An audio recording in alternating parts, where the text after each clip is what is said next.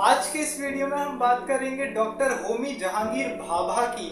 होमी जहांगीर भाभा, जिनको आज father of nuclear बोला जाता है, आज उनके बारे में देखेंगे, उनकी जीवनी देखेंगे, उनके बारे में पूरा बताऊंगा कि कैसे उन्होंने न्यूक्लियर प्रोग्राम को आगे बढ़ाया।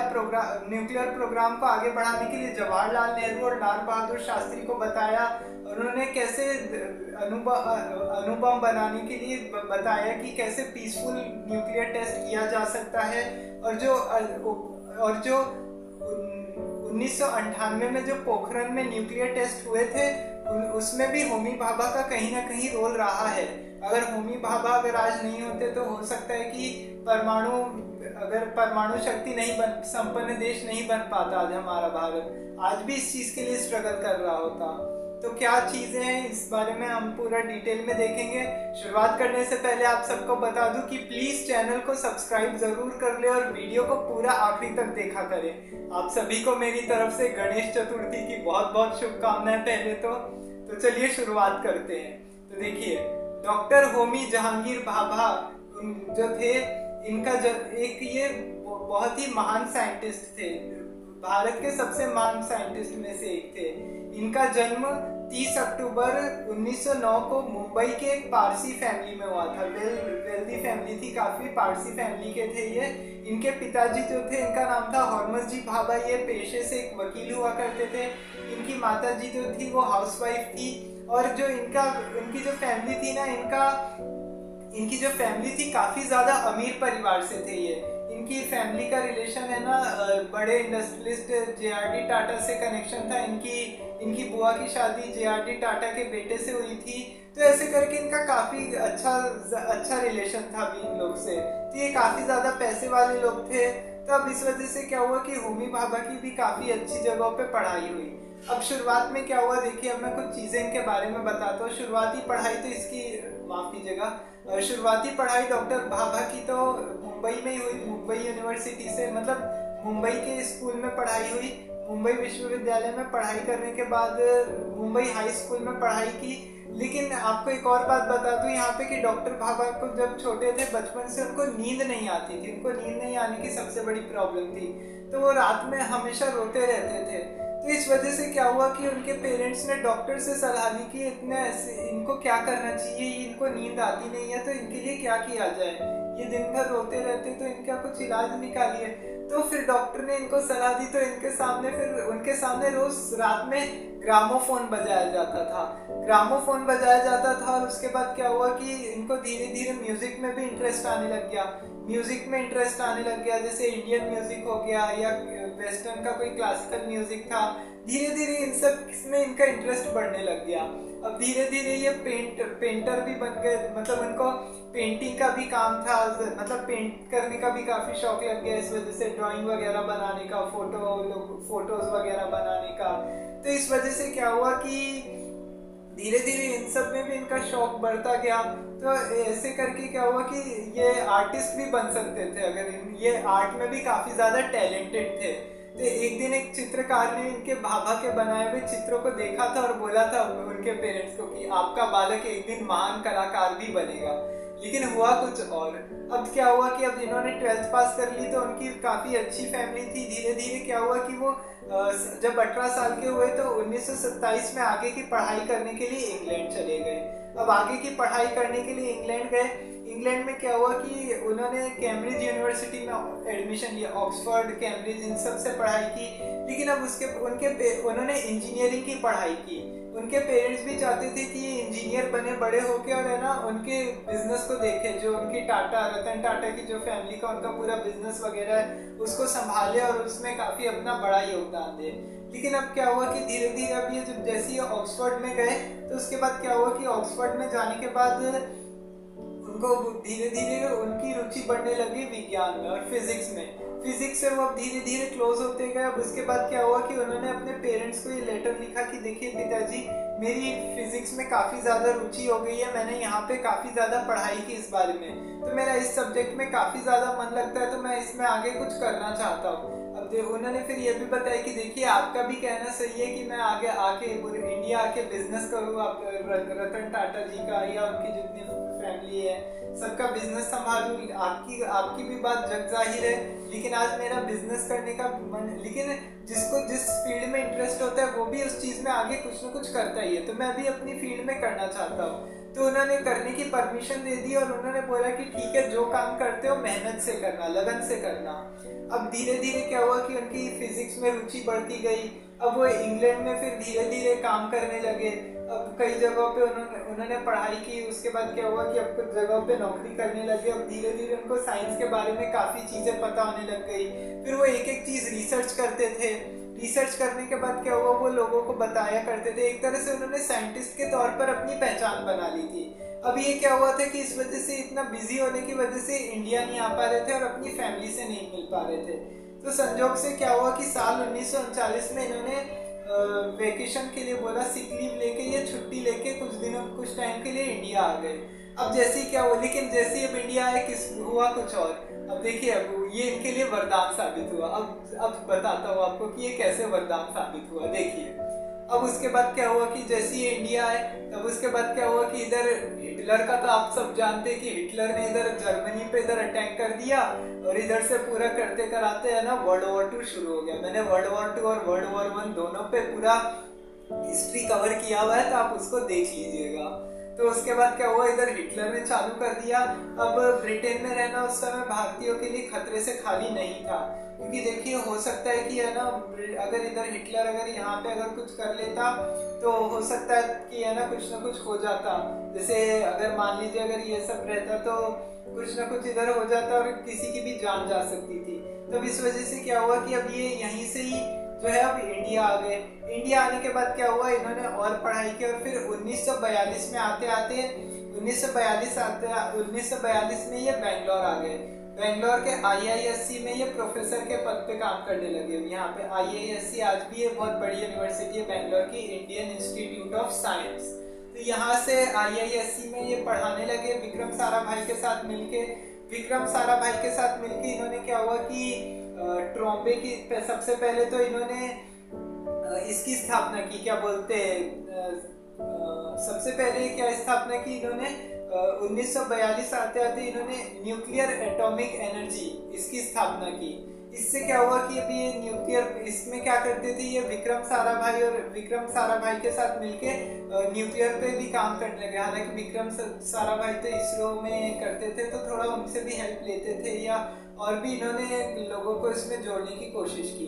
अब इसके बाद क्या, हालांकि मैं आपको बता दूं, अपनी अणुशक्ति से बहुत बड़ा कोई न्यूक्लियर बम नहीं बनाना चाहते थे, क्योंकि उनको पता था कि अणु बम से लाखों लोगों की जानें चली जाएंगी। तो इसलिए वो ऐसा नहीं चाहते थे कि कोई ऐसा बम बनाए, वो कुछ अच्छा काम करना चाहते थे।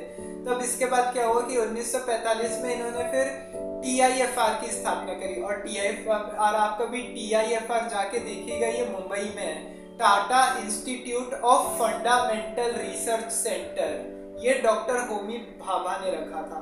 अब ये इसको जब ये है ना, ये जो न्यूक्लियर की स्थापना की थी ना, न्यूक्लियर एटॉमिक एनर्जी, अब इसको आगे चल के इंडियन गवर्नमेंट ने इसको BASR के नाम से वो कर दिया। BASR मतलब होमी भाभा के नाम पे ही रख दिया।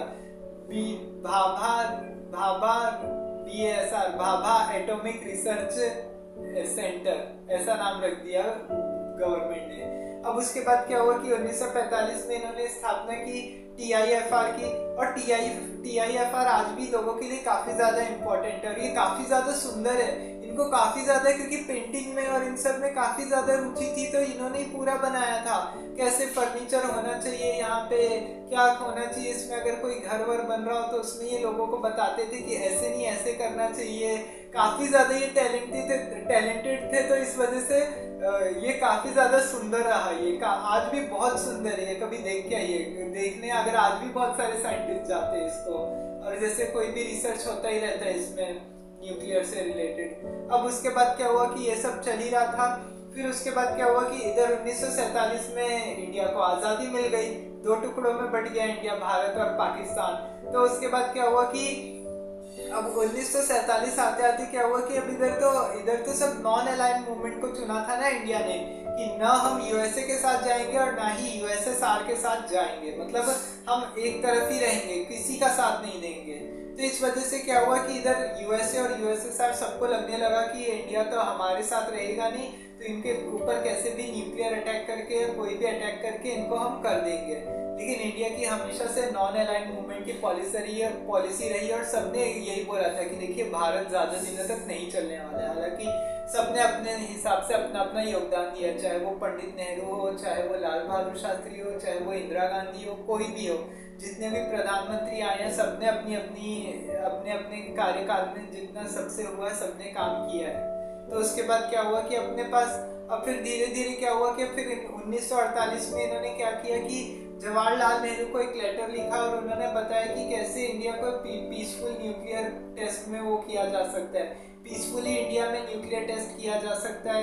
इसके बारे में उनको समझाया, उनको राजी किया। हालांकि जवाहरलाल नेहरू न्यूक्लियर के पक्ष में बिल्कुल भी नहीं थे, तो उन्होंने बोला कि नहीं ऐसी बात नहीं है। हालांकि जवाहरलाल नेहरू के काफी करीबी थे, तो एक टाइम निकाल के तो ये जवाहरलाल नेहरू से तो बातचीत कर ही लेते थे।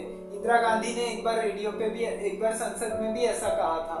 तो उसके बाद क्या हुआ कि जैसे ये सारी चीजें हुई, अब उन्होंने फिर नेहरू जी को इनका सुझाव अच्छा लगा, तो उन्होंने भी बोला कि हाँ ये बात बिल्कुल सही है, तो उनको भी इस पे काम करना चाहिए काफी ज्यादा।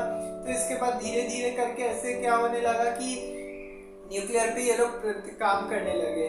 फिर उसके बाद क्या हुआ कि 1956 में पहला न्यूक्लियर प्लांट अप्सरा बना। अप्सरा इसको न्यूक्लियर का एक्ट जवाहरलाल नेहरू ने इसकी परमिशन दे दी और उन्होंने बोला कि हाँ इस पे काम होना चाहिए। तो अप्सरा नाम से एक न्यूक्लियर रिएक्टर की शुरुआत की गई और उस समय क्या हुआ था कि ये 5 बार नोबेल पीस प्राइज के लिए भी शामिल हुए थे।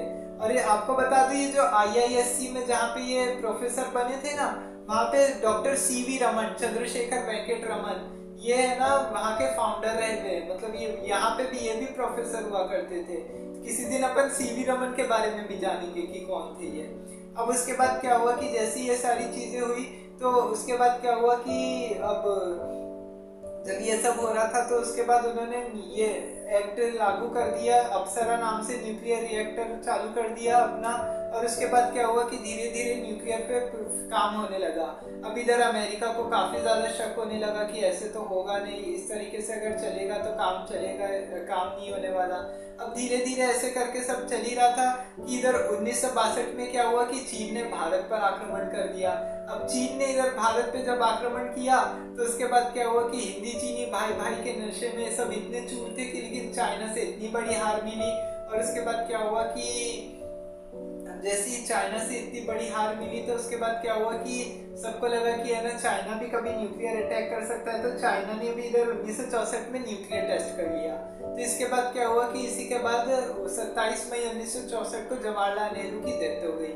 अब जवाहरलाल नेहरू की डेथ हुई तो कामराज प्लान के तहत 9 जून 1964 को लाल बहादुर शास्त्री भारत के प्रधानमंत्री बने। जय जवान जय किसान। तब उसके बाद क्या हुआ कि जैसे अब इधर लाल बहादुर शास्त्री प्राइम मिनिस्टर बने, तो उसके बाद क्या हुआ कि यहाँ पे होमी भाभा को मालूम था कि न्यूक्लियर प्रोग्राम न रुके, तो इसके लिए उन्होंने शास्त्री जी को भी राजी किया। शास्त्री जी की भी कोई खास दिलचस्पी नहीं थी, तो उन्होंने बताया कि देखिए कैसे हमने न्यूक्लियर प्रोग्राम के लिए किया था। और हाँ, आपको एक और बात ये भी बता दूं, ये 5 बार नोबेल पीस प्राइज के लिए भी नॉमिनेट हुए हुए हैं। नोबेल पीस प्राइज के लिए नॉमिनेट हुए हुए, लेकिन ये मिलते मिलते इनको रह गया था। भारत सरकार ने इन्हें पद्म भूषण से भी सम्मानित किया था। फिर उसके बाद क्या हुआ कि जैसे ये सारी चीजें हुई, उन्होंने न्यूक्लियर बम के लिए उन्होंने होमी भाभा को, लाल बहादुर शास्त्री को बोला। होमी भाभा ने फिर उन्होंने भी इस पे काम करना शुरू किया। अप्रैल 1965 में पहला न्यूक्लियर रिसर्च आई, उसमें बताया गया कि हाँ ऐसे न्यूक्लियर टेस्ट किया जा सकता है। लेकिन उसी साल क्या हुआ कि 1965 में भारत पाकिस्तान के बीच युद्ध छिड़ गया।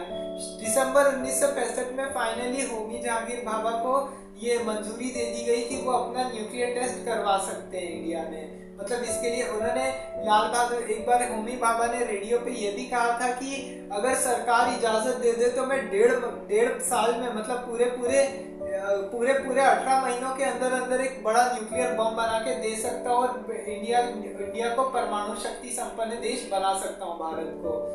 ये बात सुनी लाल बहादुर शास्त्री, इसके लिए मान गए। लेकिन उसके बाद इस पे काम चल ही रहा था कि क्या हुआ कि 1966 में 11 जनवरी 1966 में क्या हुआ था कि सोवियत की वजह से शास्त्री जी ताशकंद गए। सोवियत क्योंकि चाह रहा था कि नहीं बातचीत से मामला सुलझाओ। हालांकि उस समय अमेरिका और सोवियत किसी से भी इंडिया के रिश्ते कोई खास नहीं थे। तो इस वजह से क्या हुआ कि सोवियत के कहने पे उन्हें ताशकंद जाना पड़ा। 10 जनवरी 1966 को इधर समझौता हुआ और 11 जनवरी की रात को ही शास्त्री जी की रहस्यमय परिस्थितियों में मृत्यु हो गई। तो देखिए ये बहुत बड़ा झटका था। अब लाल बहादुर शास्त्री की जब डेथ हुई तो उसके बाद क्या हुआ कि अब जैसे लाल बहादुर शास्त्री की डेथ हुई पूरा देश सदमे में आ गया कि अब करे तो करे क्या। लेकिन इसके 13 दिन बाद ही डॉक्टर होमी जहांगीर भाभा की भी मृत्यु हो गई। अब देखिए होमी जहांगीर भाभा की मृत्यु कैसे हुई। देखिए 24 जनवरी 1966 को क्या हुआ कि अब एक्चुअली इनको भी कोई काम से जिनेवा जाना था। जिनेवा के कोई काम से रिसर्च के लिए जाना था और कोई बहुत बड़ी मीटिंग होने वाली थी। तो इसकी वजह से इनको जिनेवा जाना था। तो इन्होंने मुंबई से कंचनजंगा फ्लाइट ली। जिनेवा होते हुए जिनेवा से इन्होंने जिनेवा गए, वहां से जिनेवा से दूसरी फ्लाइट ली इन्होंने।